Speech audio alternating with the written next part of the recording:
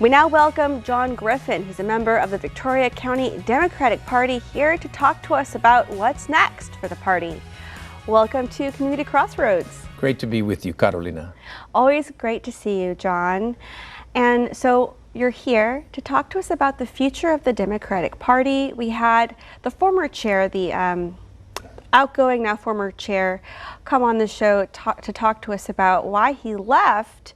Some of his reasons upset some of the members of the Democratic Party. I got messages all week long. What did you think about his reasons? Well, sometimes family squabbles are among the most personal, and the Democrats I work with in this county to make the county better and to make our state better are not sort of as portrayed as negative. I mean, I'm a former party chair and I'm friends with Woody, and I go to church, and we have members like Republican parties who are members of churches, not members of churches. But sometimes family squabbles are the most aggressive, and but he had a right to resign, and I've served at least 3 or 4 terms as party chair in the past, and I've resigned a couple of times too, not in the same way, but I like to look at it as it's an opportunity for change, and it's an opportunity to work together, and it's an opportunity for the party to focus on the future, and I think that's what we're doing. And it's important to start doing that, especially with the presidential election right around the corner.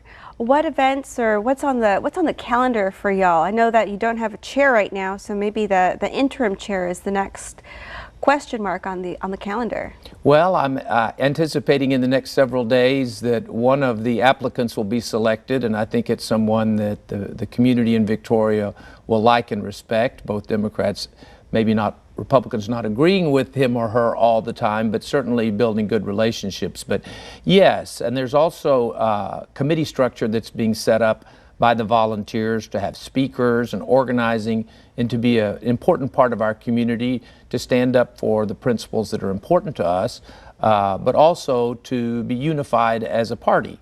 And sometimes a change in leadership can be a time of progress. And I can remember when Republicans ran against their own county chair and elected a new one, and that was certainly a challenge for the Republicans, but they managed to get through it. And sometimes change is hard, but it's also sometimes can be very, very positive and good. And I anticipate here this is going to be a good end for everybody before it's over. So religious tolerance, that exists in the Democratic Party? Absolutely. We have lay ministers like myself. I'm a Christian lay minister, but we also have Democrats who are Jewish, Islamic, Hindu, non-believers. All kinds of people are members of both parties. And so I think that there's a thought in our party that everyone is welcome.